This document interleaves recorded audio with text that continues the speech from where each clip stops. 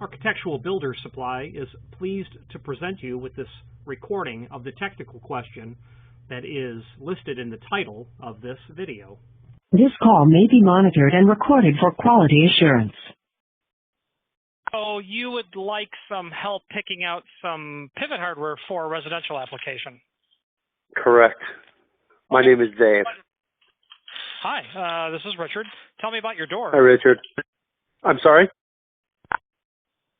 Tell me about your door that you need the residential pivot type hardware for.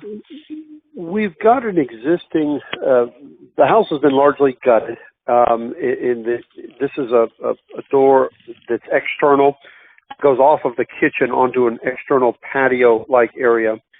The door, the jamb, the rough opening I don't know because we haven't torn apart the drywall to the left and to the right, but the net opening from jamb to jamb is 67 inches by standard 6'8" or 82 inches high. So the door that we will be making to go in there will be largely, with the exception of the stiles and rails, will be a single light of glass. And if it's say an 8-inch rail on the bottom, there'll be roughly 36 square feet of glass in there, give or take. So I'm not imagining this door to be over, a 400-pound kind of threshold. In fact, south of that. But depending upon where we put that pivot, I think in a video you had done, Richard, that I had watched, you had talked about the Los Angeles homes liking their front doors rather wide and, 5.5-inch kind of wide front doors. Well, this is essentially what that is. And you had, I think in that same breath, mentioned 18 inches in to arrive at the pivot point.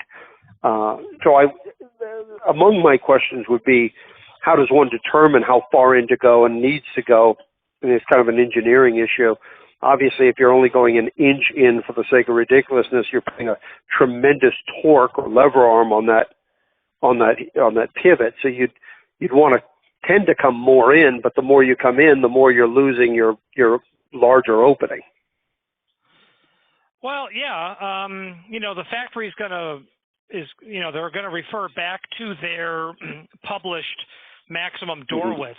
Okay. And weight. So in order, you're off the reservation, already. You're doing a center hung pivot. Sure. Sure. The way to contend that is to over-engineer it rather than a pivot that's intended to hang that weight. Go with something much heavier. So 1,000, like a Dorm 1,000 or Dorm 660 or something like that. Yeah, Dorma's very good. I'm more familiar with Ricks and part numbers only because, they just roll off the tip of my tongue. But yes, something in that sort of range. Yes, sir. Well, the three that I have on my paper in front of me are Rickson, which is real common, Dorma, and Fritz Jurgens. I was interested in the Fritz Jurgens because they can mortise out. According to my rudimentary understanding, the bottom portion of that door is routed out as opposed to having to dig out the concrete. At least to the extent below. Well, the logic is, and I would, not being familiar with Fitzjurgens, the logic is from the factory, if you're going to hang a 1,000-pound door, do you really think fasteners are going to keep that in place? So, that what they're going to want to hit that sort of rating, they're going to want that poured in concrete. Gotcha. Okay. At the floor. Having said that, anything rated for heavier than the actual door weight is no longer really surface mounted on the floor. Okay, it's carved out of that floor, and it's not. And you wouldn't recommend mortising even if you have a pretty thick door, like a 2.5-inch door. You wouldn't recommend mortising it out. We're going to probably use a mahogany, or certainly not like a Spanish cedar that would be real soft. But even on a real hardwood, real thick, you would shy away from something that was mortised out, and the body, the main mechanism of that bottom pivot or that center pivot, would you'd rather see it enveloped in concrete as opposed to in the door itself? Well, the door portion of the pivot itself, that's going to be mortised to the bottom of the door. You could surface mount it, but your margin from the bottom of the door to the floor is going to be quite huge. No. We would mortise it in, but I that's just the lever arm.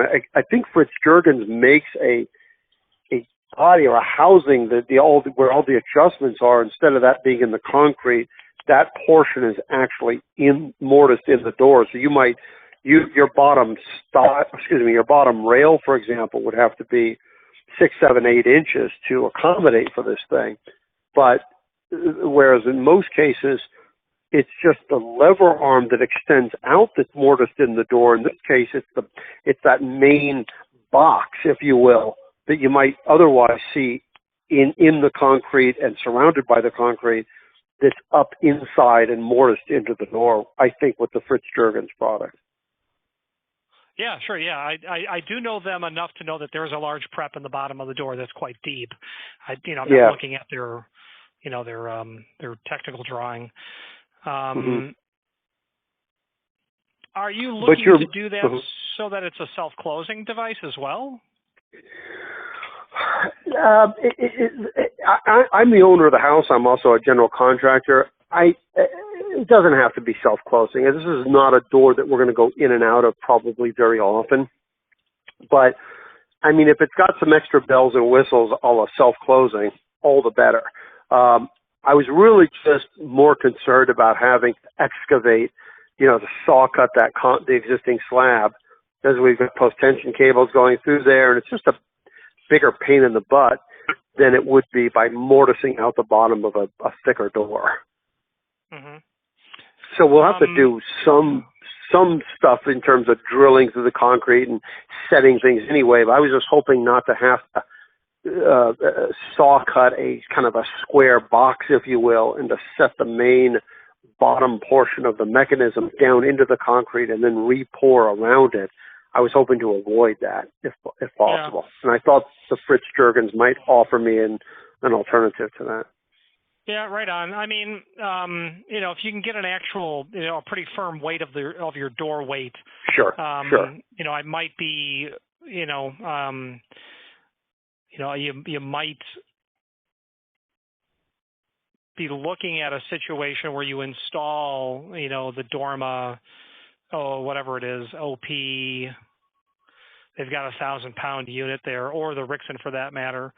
Pardon me, their 440-pound version, not the heavy one, in their center hung application. So the CP 440 on the Dorma. Yeah, it would definitely be a CP 440. Yes, sir. That's what I was stammering for. Could you? No, that's okay. Could you not do a CP?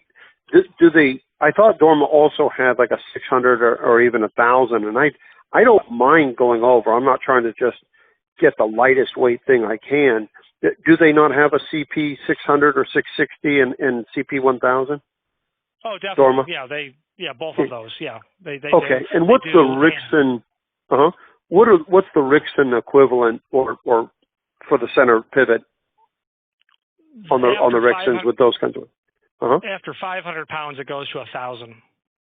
Okay, so you got a 500-pound option and a 1,000-pound option, and if all else is equal, which of course it never is, but what's your ready, fire, aim answer in terms of Dorma versus Rixson?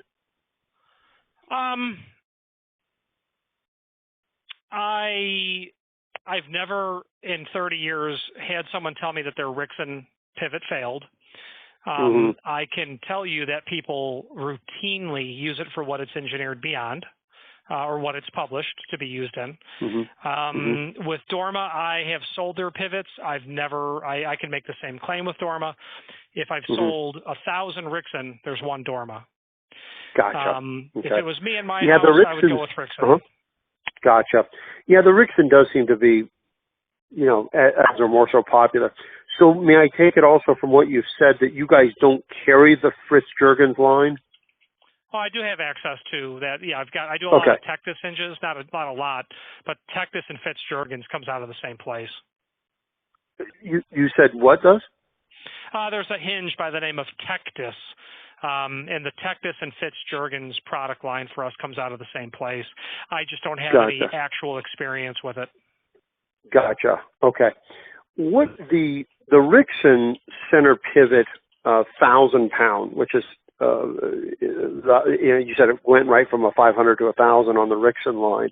What is that number denomination? Like on the Dorma, it's CP440 or CP1000. I'm guessing. What is it on the Rixson line? I think it's an H117. Let's take a look. H117. Might be a Okay. 117. Let's look. Yes, I was holding you to that. You could roll them right off your tongue. Yeah, the 117-3/4. I misspoke. They've got the 370. That's 500 pounds. Rixson has the 117 3/4. That's 600 pounds. Then after that, it goes to 1,000. Okay, and so I apologize. I can't write as fast as I can think. So the 500-pound denomination is, you said 370?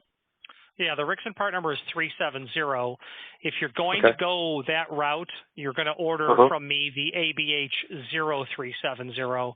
It's simply less expensive and identical in every other respect. So 0370 Yes, on your part number. Okay, and it's less expensive than the 370 or something else. yeah. The ABH Architectural Builders Hardware in Itasca, Illinois, makes a 0370. It is it is so identical to the. It's Rixson the same as the template. Rixson. I gotcha. Okay, so it's not the Rixson brand; it's your own brand, but it's identical. Gotcha. It's not Okay. our brand. It's the head engineer for Rixson back in the 90s went on his own. ABH. And ABH. Okay. Yep. And that's beautiful. That's great. I'm not a name brand kind of guy, so if you have the equivalent, I'm fine with that. And what does ABH also make something in the 600 or 1,000 kind of pound range? No, they No. cap Okay. They cap at that size. Okay, gotcha. All right. So on the ABH 0370, what is a price tag on that roughly, please? 0370.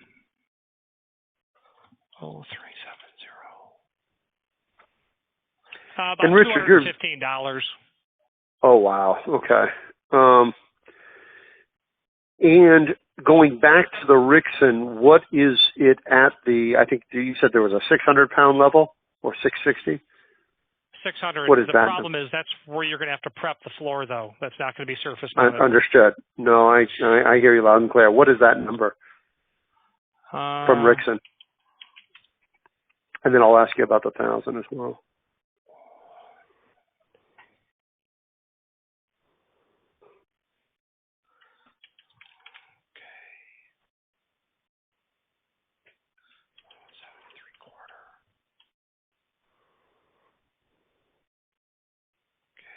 Okay. Wow. The H117s have gotten really expensive. Okay, so the 1,000-pounder is what I'm referring to. The 600-pounder, that's going to be in the $650 range, and 1,000 pounds from Rixson is going to be $1,600. Gotcha. Okay. And the number on the 1,000-pound is H117.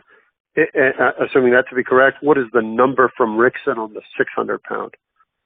Drop the H. Okay, so just 117. Well, it's 117-3/4. Okay, -3/4. Okay, so 117-3/4 on the 600-pound and H117 on the 1,000-pound. Yeah. Ives also makes pivots, but it's literally, in alignment with everything else. 500-pound, then they jump up to. They have a 600-pound, but again, at that point is when you're going to be going into the floor. Gotcha.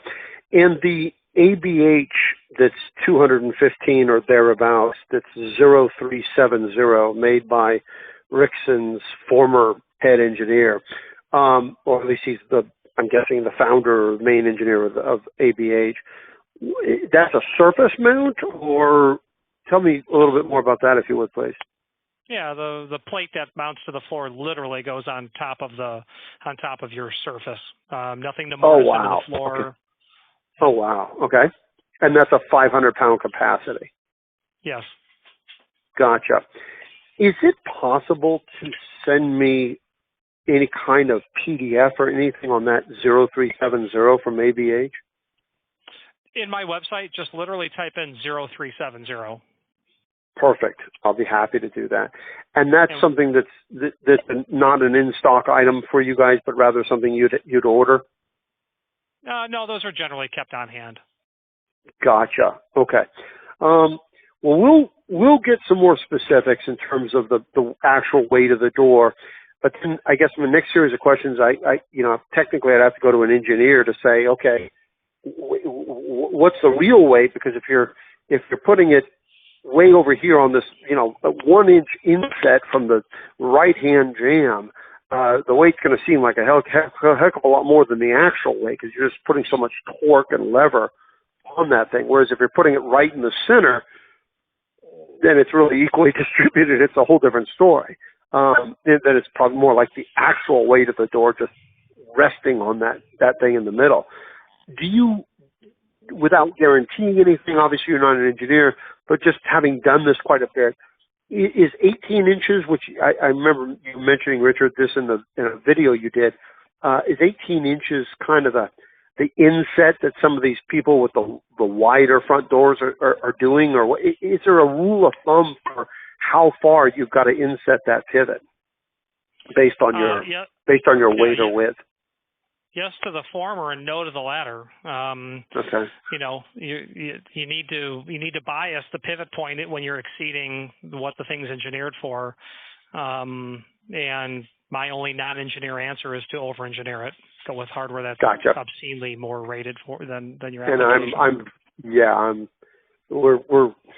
we're well known for that. I've got some 3/16-inch tubular steel that's been welded around a fireplace right now to accommodate for some granite slabs that are going up, and everybody said 18 gauge metal was fine. So we commonly practice that mindset just so we can sleep well at night. So okay, well we'll try to figure out. The glass is not it's IG glass, so we've got to double the number. But I mean, I figured out the glass in the sub 200 pound kind of range.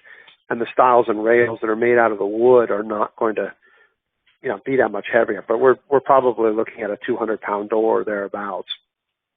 So your glass guy will tell you exactly the weight per square foot. Okay. All right. Well, we'll get those numbers down and we'll go from there. But I'll input 0370 on your website and take a look at that ABH. But you like that, and for all intents and purposes, you believe it's identical to the 370 from Rixon. It's not a matter of belief. I always preface it with that just to give you your outs. Yeah. Okay. Well, thank you so very much for your time. I really appreciate it. You've been very kind and very helpful. Thank you. Sure thing. Bye-bye. All right. You bet. Bye-bye. Architectural Builders Supply hopes you have enjoyed this program.